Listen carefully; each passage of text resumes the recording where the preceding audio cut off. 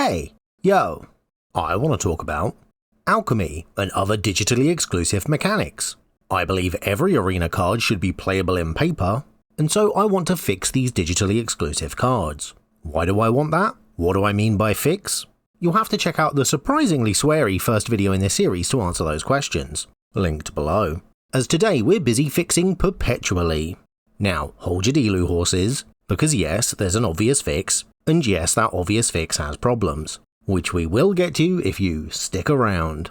But it's important we understand other things before we do. Like first, how WotC have validated the entire premise of this series by not only printing paper versions of previously digitally exclusive cards into packs of Mystery Booster 2, but by also choosing to focus on the same mechanics I did in my first video. Conjure. Only explanation? They must be watching. What were the reasons these 7 Alchemy made real cards were digitally exclusive to begin with? Sigardian Evangel has Conjure. Oracle of the Alpha has Conjure. Sanguine Brushstroke has Conjure. Toral's Disciple has Conjure. Roscoe Clockmaker has Conjure. Forsaken Crossroads. Hang on, zoom in. This is the rules text for the land Forsaken Crossroads. It reads, Forsaken Crossroads enters the battlefield tapped. Okay, that's normal for a land in paper. As Forsaken Crossroads enters the battlefield, choose a colour. Also normal enough. When Forsaken Crossroads enters the battlefield, scry 1. Sure. If you weren't the starting player, you may untap Forsaken Crossroads instead. Right, mechanics that care about the starting player are rarer in paper, but not unheard of. Tap to add 1 mana of the chosen colour. Why was this card digitally exclusive? Is it really because of the starting player thing? Let's look at Gemstone Caverns. It reads, if this card is in your opening hand and you're not the starting player, you may begin the game with Gemstone Caverns on the battlefield. That was printed in Time Spiral from 2006. Just like Forsaken Crossroads, this card also checks to make sure you weren't the starting player, so if one was okay in paper, why was the other one digitally exclusive to begin with? Whatever, anyway, my point is, of the 7 Alchemy made real cards, 5 of them use Conjure, and from what I can see, there didn't even need to be any errata to the rules text to make them work either. Every paper version seems mechanically identical to its digital counterpart, meaning I'm validated. WotC must have printed these just to prove me right. And if you think I'm wrong when I say 100% of arena cards not only could, but should be playable in paper, then I'd like to point you at the evidence that WotC have provided to the contrary. So now that we've established that I'm always right, let me prove how the rest of these cards could be made playable in paper too. The only other card we haven't looked at from that 7 is Tenacious Pup, which did require what I'm calling the Arden Oubliette approach of having its rules text adjusted to make the new version function at least spiritually the same as its previous counterpart. As you can see, the digital version previously read, when you cast your next creature spell, that creature enters with etc etc. Compared to the new paper version, which reads, you get a one-time boon with, when you cast a creature spell, that creature enters with etc etc. And the new rules to explain a boon are, a one-time boon is a single-use triggered ability with no source. Once it triggers, it won't trigger again, making a boon essentially a single-use emblem, which is a very smart way of making this previously digitally exclusive mechanic work spiritually the same in paper. Big fan. I mentioned how none of these other cards needed to have their written text changed to make Conjure work, but if we look at the notes for Sigardian Evangel here, we'll see they did add some rules to clarify how this mechanic will function in paper. They basically boil it down to, know the rules text of the card you're conjuring, the conjured card is yours, proxies are fine actually, so don't sweat if you don't own a real copy of the conjured card, these cards aren't tokens, treat them like any other card, and I think most importantly for fixing Perpetually, so zoom in, you can represent conjured cards using objects from outside the game so long as the game state remains clear and understandable for all players. You might need to get creative, for example, while a conjured card is in a public zone, you can represent it by writing on a piece of paper or using some kind of token, but if a conjured card is put into a hidden zone, you must add an object to that zone which, while face down, is indistinguishable from other cards in your deck. Comment below if you already see where I'm going with this in regards to Perpetually. Oh, and I want to show you the rules for Forsaken Crossroads too, which aren't really relevant for today's video, but it did make me laugh. If you have this card in your deck, it is highly recommended that you write down who was the starting player at the beginning of each game. What? Because we're too stupid to remember who went first? Gemstone Caverns cared about who went first, and it didn't feel the need to say that in its rules. And don't try and tell me it's because Forsaken Crossroads was designed with multiplayer in mind. First, people were playing multiplayer back in 2006, and even then, remembering if you went first or not out of 4 people isn't any harder than remembering out of 2. It's still a binary. You either went first or you didn't. Maybe WotC just think we've gotten dumber in 20 years. And that made me laugh. Anyway, enough about all these cards, let's talk about Perpetually. We'll start with how it's described on the wiki because, no official comprehensive rules for it. So let's take the wiki's overview instead, and zoom in again because there's a lot here.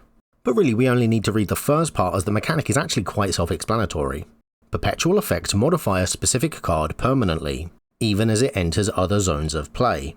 It's as if a paper card had its old attributes physically erased and rewritten, so even if it left the visible zones of play and re-entered them later, it would still have the modifications written on the card. The card only resets back to the original printed attributes after the game is over. And the example they give is with Davriel's Withering, which permanently, or I suppose perpetually, gives a creature -1/-2, even if the creature leaves the battlefield and re-enters from the hand, library, graveyard or whatever. There are some intricacies and exceptions to how it works, as you'd expect with any mechanic in the game, but nothing that would affect it from being playable in paper, I think. Another good example of how the mechanic works is Giant Regrowth, which returns a creature from your graveyard with a perpetual +3/+3. And cards like Rezug the Bone Cobbler with its tap, target creature card in your graveyard perpetually becomes an artifact, show that it's not just power and toughness, but other attributes, like card type in this instance, that can be perpetually modified too. I want to highlight Cottontail Caretaker for 2 reasons. It reads, when Cottontail Caretaker enters, choose a white card in your hand, that card perpetually gains Offspring 1.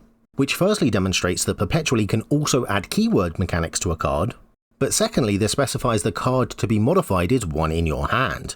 Which gives me a nice opportunity to remind you that today we're only fixing Perpetually. Yes, many of the cards with the Perpetually mechanic will still be unplayable in paper currently, but that's due to other aspects of their rules text which are also digitally exclusive, like choosing cards in your hand for instance. But we ain't fixing those aspects yet. We'll get to how you pick cards in hidden zones in another video, because today we're all about Perpetually. So let's break down the process. First, Perpetually needs to either target something, but that's bog standard Magic stuff, a million cards do that, or sometimes rather than target, Perpetually needs to modify a whole bunch of things or modify itself, but again that's bog standard paper Magic stuff.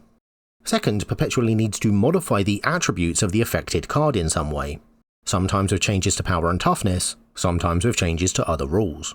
But this is also nothing new to paper Magic.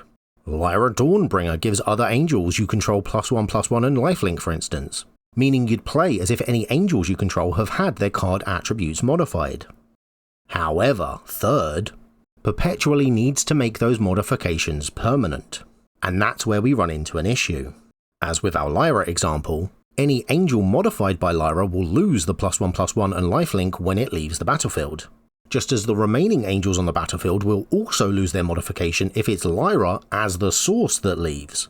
So that's 2 obstacles. First, losing the modification if the modified card leaves the battlefield, and second, losing the modification if the source of the modification leaves the battlefield. Let's fix the second one first.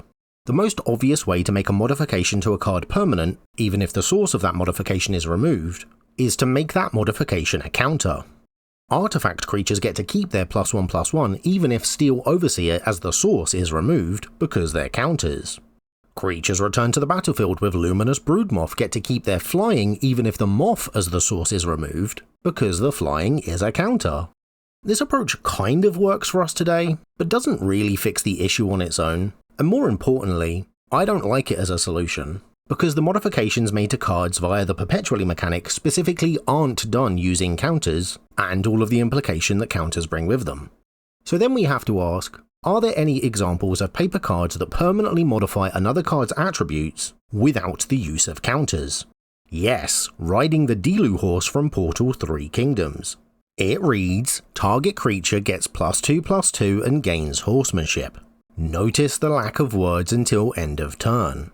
In fact, the rules of it clarify, the spell's effect has no duration. The targeted creature gets +2/+2 until the game ends or it leaves the battlefield, It has horsemanship until the game ends, it leaves the battlefield, or some other effect cause it to lose horsemanship. Meaning that when it comes to these two issues, not only is it possible for a card to remain modified even after the source of that modification is no longer in play, but there's already examples of cards that function exactly like this in paper without having to rely on counters. But what about our first issue? Are there any examples of paper cards that maintain modifications to them, even after they've moved zones? Yes, Skullbriar the Walking Grey from Commander 2011.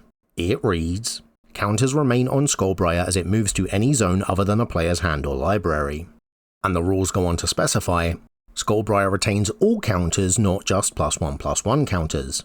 Now, is this example perfect? No, because once again we're dealing with counters, and it specifically states any zone other than the player's hand or library. But in regard to the counter thing specifically, when making a new rule for how Perpetually may work in paper, we can merge Skullbriar's ability with that of the Dilu horse for a rules text that reads something like, perpetual effects are not removed from cards that change zones, which seems simple enough to me, and which at least according to the wiki, is already the reminder text for how perpetual cards work anyway. So I feel this mechanic would already function in paper as written, there's nothing here to fix. Now, I still haven't addressed hidden zones yet, but before I do, I want to acknowledge the carnival elephant meteor in the room. Because stickers are basically already a paper example of how a perpetual effect can permanently modify a card, right? Well, the bad news is, if you actually read how stickers work, you'll see they say, cards keep their stickers on the battlefield, in the graveyard, and in exile, even the command zone, but if a card goes to your hand or library, its stickers go back to the sheet. Meaning, I know many of you will think stickers were the obvious answer, but they suffer from the same issue that Skullbriar does, of not sticking around if a card is moved to a hidden zone. So what's my solution? Ignore that rule. Take the rules text of Skullbriar, and just chop that hidden zone section off. Problem solved. The only reason things like stickers and Skullbriar's counters can't remain if the card is moved to a hidden zone is because WotC chose to design it that way in this instance. And if you're wondering how possibly you would track which cards have and haven't been modified once they've entered into a hidden zone, I would answer, you would track them with the existing rules WotC designed for this exact situation. Back to Sigardian Evangel, and let's just tweak the wording of this one rule slightly to make it a fix applicable to Perpetually. You can represent cards with perpetual effects using objects from outside the game for as long as the game state remains clear and understandable to all players. You might need to get creative. For example, while a card with a perpetual effect is in a public zone, you can represent it by, like, just looking at the card, my dude. But if a card with a perpetual effect is put into a hidden zone, you must add an object to that zone which, while face down, is indistinguishable from other cards in your deck. Meaning the Arden Oubliette approach that was used on Tenacious Pup won't be required for any cards with Perpetually, as their printed rules text will already work just fine as is. We only need what the Conjure cards needed, some additional rules to clarify. Now you might rightly ask, is this a good solution? But honestly, it actually doesn't really matter what we think either way, because this is the solution to problems of this nature that WotC themselves designed and advocate for. I haven't done anything here other than apply rules they've already written to cards they've already made. I don't even think it's fair to call this my solution. It's theirs. So what do you think? Have I fixed it? Does this make perpetual cards playable in paper? Or is there some minutiae of the rules that I've missed? Let me know in the comments below. And again, I understand that cards like Cottontail Caretaker still won't be playable in paper due to other mechanics on the card, but you gotta give me time. We will address those mechanics eventually, if I can be bothered.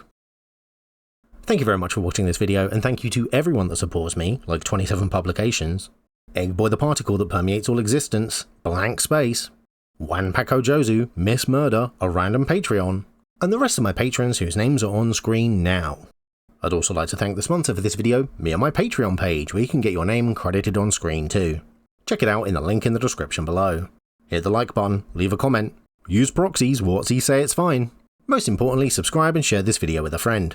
Hit the notification bell and do all those things the algorithm loves. If you agree or disagree with any of my points, or you want to see me do a video on another subject, let me know and I will see you next time.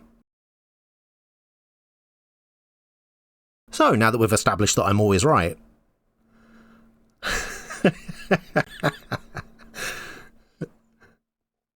well, I guess this is an outtake.